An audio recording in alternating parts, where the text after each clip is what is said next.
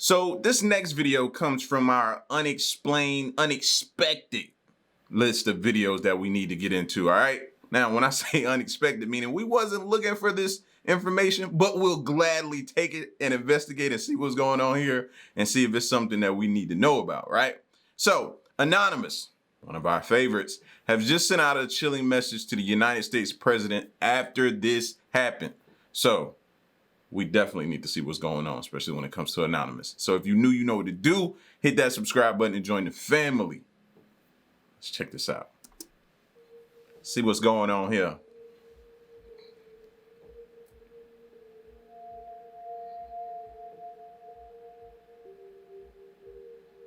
Anonymous is a loosely organized, decentralized international hacktivist group that has become known for its online activism, protests, and operations. The group is known for its iconic Guy Fawkes mask and has been involved in various online and offline activities, including protests, distributed denial of service attacks, website defacements, and leaking sensitive information. The group was formed in 2003, and its goals are difficult to pin down as it's a decentralized organization with no clear leadership or hierarchy.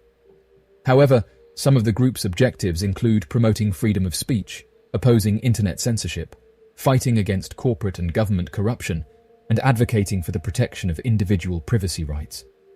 I don't think they'll ever bring this group down, because how do you stop a group when even the group members probably don't know everybody who's involved in Anonymous? I bet that's anonymous to them. You know what I mean? It's important to note that Anonymous has no official membership, and anyone can claim to be a part of the group. As a result, it can be difficult to determine who exactly is behind any given operation or activity associated with Anonymous. i.e. hard to bring them down. One member of the group just came forward and said the following. Greetings. This is Anonymous. It's about time the American people demanded that those in charge took accountability. Residents in East Palestine, Ohio, are still struggling with the aftershock in regards to the train derailment, and as the days go on, we are learning that more and more is being suppressed. On the night of the incident, a huge fireball was observed by various eyewitnesses throughout the area, and your officials responded by ignoring you and downplaying what had happened. We have multimillionaires sitting in their mansions telling everyday people that nothing is going to happen and that they won't be affected, when in reality those residents were sitting in a toxic wasteland. There's insiders who've also highlighted that this has massively impacted the Amish population. As of right now, they are the biggest group of self-reliant people in America. They live off the land, don't count on the government for anything, and live peaceful lives without much interference. When you follow the trail, the smoke literally covers the most populated Amish area in America. Seems odd that most of this is happening to people who want to better themselves and become self-reliant. It's also strange how farmers have been hit with bad luck in recent months. In another stroke of bad luck, since the Ohio derailment, various other trains have crashed, causing harm to local communities. It's not just wildlife that's suffering throughout these areas, but this is having a direct effect on people, with parents now coming forward and saying that their families are showing symptoms. Other residents from Ohio have said that birds have been seen acting strange, while some noted that fish and other animals living in bodies of water have been seen floating to the surface. Although all of this is happening, in early March, the residents in Ohio were told that the trains caused no injuries or risk to the public. Although it should be noted that when this was said, teams were observing the damage while wearing hazmat suits. The last thing to point out is Ohio is suing Norfolk Southern over the toxic train derailment in East Palestine. That's a heck of a cover-up. How do you try to cover something like this up, man? You got fish floating to the top of the water. That's not something we need to worry about. They had to wear suits and everything. You could tell by the smoke. Now, I've taken a smoke reading class, right? It's been long ago now. They probably since updated this since then. So I ain't the best when it comes to it. But at the time when I was taking those classes for the fire service, you could read smoke and tell kind of, you know what I mean, where if somebody's putting water on it, if they putting it out by the smoke starting to clear up, where the hot areas is. If you're dealing with some type of chemical, you see this dark, black, dingy smoke, you know what I'm saying? You could tell if it was filtered by different, like I said, smoke colors can tell you a lot of things, and a lot of people don't know that. And you could look here, and that's one of the things I was looking at, I guess because I'm programmed. But if I go back, look at that. Look at this right here. You can see that color smoke there. And some of y'all are going to be like, wow, I never really paid attention to it. I know. You can see this color smoke here, the light white, grayish looking, the dark black. Then you see this grayish, this gray, not the dark gray, but in between the light and the dark, this gray here. Like you can tell this here ain't nothing good coming out of that. And you don't want to breathe that in. You get what I'm saying? So it's like, how are you going to cover this up and tell these people? I'm trying to go back to where we was. I think it was like about 321. All right. You're going to tell these people that they shouldn't be worried, but you got fish floating up in the water. You got different people starting to suffer different health effects. Huh? No, man. They should have evacuated those people until they could, you know what I mean? Be for sure. But no, people be trying so hard to cover their tracks and make sure nobody is to blame and covering things up and all this kind of stuff like that, man, that they don't do what's right. Jewel has said is correct. And Ohio recently came forward and announced that they are suing the Norfolk Southern Railroad Company over the recent derailment. The lawsuit has demanded that the train company pay for the full cleanup of the accident, saying that there's proof that the incident has had a direct effect on the local environment. Sounds Furthermore, like it's requested that the company conduct groundwater and soil monitoring for years to come, along with compensation for economic losses in East Palestine and surrounding areas. Now, why should that even be something that we got? That should automatically be done to the point where it should be protocol. Why should we have to go through a lawsuit in order to get this type of stuff done, to make sure we're safe in our own homes? That makes no sense to me. Along with compensation for economic losses in East Palestine and surrounding areas. The chief executive officer of the company has apologized for what happened and said that he's pledged over $20 million to help Ohio, but didn't go into detail about how the derailment affected the area. Yeah, I bet. Road workers and employees, though, have said that they shouldn't have been doing what they were and said this derailment could have been prevented. One employee said the following: "We shouldn't be running trains that are 150 car lengths long. There should be some limitations to the weight and the length of the trains. In this case, had the train not been 18,000 tons, it's very likely the effects of the derailment would have been mitigated." End quote.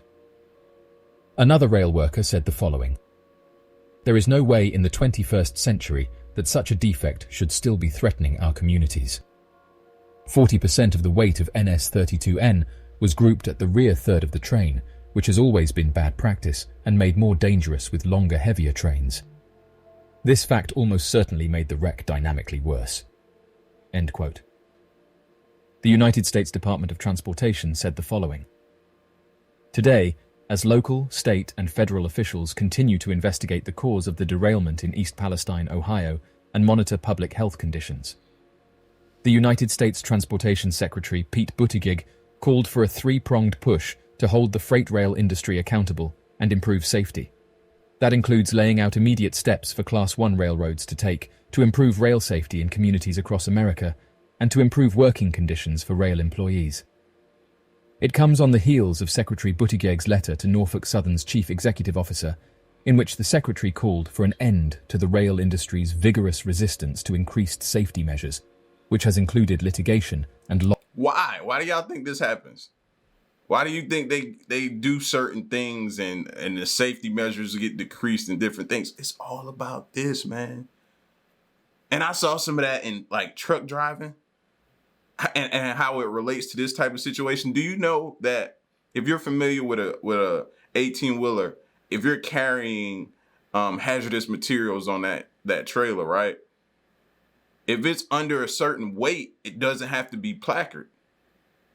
Did you know that? Do you know that's why certain companies may only want up to a certain amount of pounds? Because as far as weight goes, because if they go over a certain amount, it has to be placard. So they'll deliberately order or only ship this amount so it doesn't have to be. Like, it's certain things. That's why I can relate and see exactly what this is. Remember they said it shouldn't have been so many car lengths long. These rail cars shouldn't have been that long. Like, no, it's about that money, man. It's all about that money. Lobbying Congress. Profit and expediency must never outweigh the safety of the American people, said United States Transportation Secretary Pete Buttigieg. Agreed. We are doing everything in our power to improve rail safety, and we insist that the rail industry do the same, while inviting Congress to work with us to raise the bar. The reforms demand that railroads take several actions, including requiring the owners of tank cars to expedite the phase-in of safer tank cars and to offer paid sick leave for rail workers. Call on Congress to increase maximum fines that the United States Department of Transportation can issue to rail companies for violating safety regulations up from the current maximum fine of $225,000, and state that the United States Department of Transportation will advance the train crew size rule and initiate a focused safety inspection program on routes over, which trains with large volumes of hazardous material travel. End quote. Millions of tons of nuclear wastewater from Fukushima will be dumped into the sea. In the April of 2021, the Japanese government announced that beginning from 2023, more than 1 million tons of water contaminated from the Fukushima disaster would be released into the Pacific Ocean. An estimated 1.25 million tons of water have built up around Fukushima's power plant since the 2011 disaster. This is largely because TEPCO have been adding 200 tons of water into the reactors and the power plant site with each day, intending to maintain and balance temperatures to stop the few reactor cores that are left from melting too. Now, more than 1,000 tanks on the site are filled with contaminated wastewater. Whilst most radioactive material is filtered out, tritium, a radioactive hydrogen isotope, is not filtered out and is most dangerous to our health. However, 10 years on from the horrors, this cooling water system is showing some flaws, as TEPCO no longer has the space to store the contaminated waste. The solution decided upon as of 2021 is to release the contaminated water gradually, bit by bit, over many, many years, into the Pacific Ocean. According to a spokesperson from the US State Department, this plan is, quote, in accordance with global accepted nuclear safety standards, as many nuclear plants all over the world regularly let small volumes of tritium into the sea. Some people aren't happy with this solution, however. Many have expressed their concerns that TEPCO may not be wholly accurate in their judgment of the water's safety. These fears are amplified by a study published in August 2020, which found traces of many other radioactive isotopes in the Fukushima wastewater. Many local fishermen have expressed concern about the fishing industry, and some are concerned for the health of wildlife. Overall, we can only hope for a sustainable, long-term, safe solution to this problem. Health consequences of Fukushima.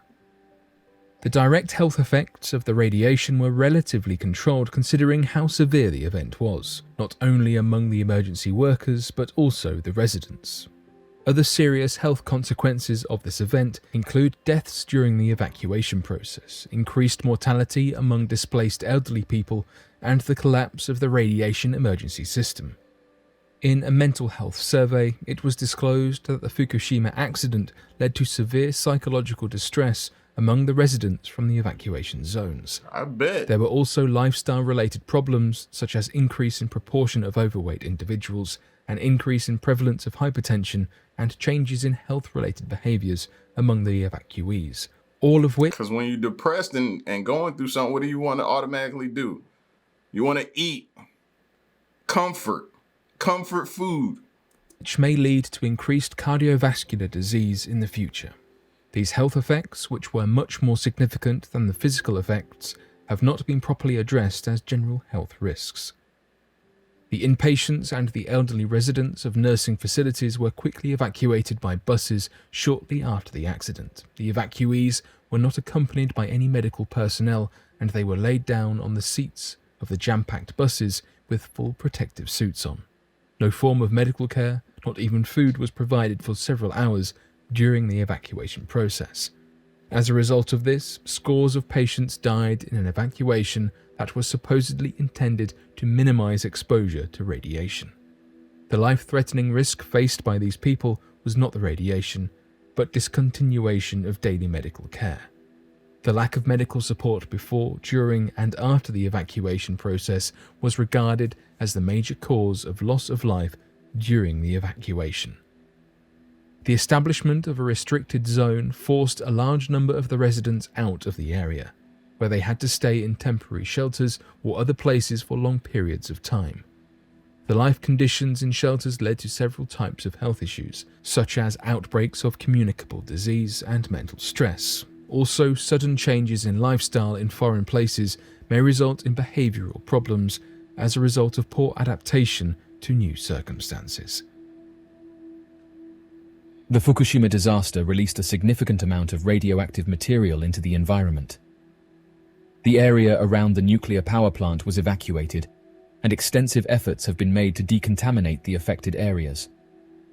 The Fukushima nuclear disaster had significant environmental impacts, releasing a large amount of radioactive material into the air, land, and water. The disaster affected the local ecosystem and had far-reaching impacts on the environment beyond the immediate area surrounding the nuclear power plant. Wow. The release of radioactive material from the nuclear power plant resulted in significant contamination of the environment. This is why when you move someplace, you gotta be diligent on knowing what is around you. What are you living next to? What factories, what buildings, what major plants, what different things? What are you living next to that could affect you? Something can happen and it can affect you, and you could be sleeping when it happens. Like, you can no longer just choose somewhere to live just based upon, oh, this is nice, I got a good deal. It might be a reason why you're getting a good deal on this place. You ever stop to think about that? Like, this is a part of life, and it sucks. It's unfortunate that we have to do this, but we need to know, man. Because a lot of crooked things be going down at some of these plants and different things like that. And they're going to try to cover it up before they let it get out that they've done something wrong, because they fear those lawsuits and they don't want to be held responsible or liable. The contamination of soil, water, and vegetation has affected the local ecosystem, with many species of plants and animals experiencing elevated levels of radiation exposure. The cleanup efforts in Fukushima involved removing large amounts of contaminated soil, which has led to soil erosion in some areas. Soil erosion can cause long-term damage to the ecosystem, affecting vegetation growth and causing water pollution. The Fukushima disaster resulted in the release of radioactive material into the Pacific Ocean, causing significant water pollution. The radioactive material has spread through ocean currents, affecting marine life and fishing industries. The release of radioactive material into the environment has disrupted the food chain, affecting the growth and survival of many species of plants and animals.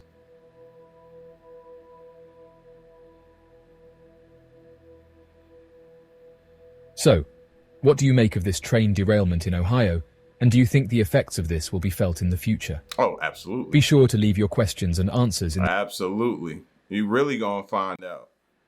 Everybody who lives in that area, give them about 5 to 10 years and see. And you're gonna see a lot more lawsuits, man. I was living here. I have the records to prove it. I was living here during that train derailment, man, and my health hasn't done nothing but deteriorate. And I'm suffering with this, and this, and they're saying it's all dated. But I'm telling you, give it about 5 to 10 and pay attention to the lawsuits that's coming in if you live around that area. It's gonna be insane. You're gonna see a lot of lawyer offices open up in those surrounding areas. Watch, because they know they just come in there because they smell the money, they smell the opportunity to sue, so they just need the clients. I'm telling you, watch, just pay attention. You know what I mean? Just pay attention. You'll see. But y'all get at me in the comment section, man, and let me know what you thought of this video, man, and stick around and stay tuned. The next one I'm gone. Peace.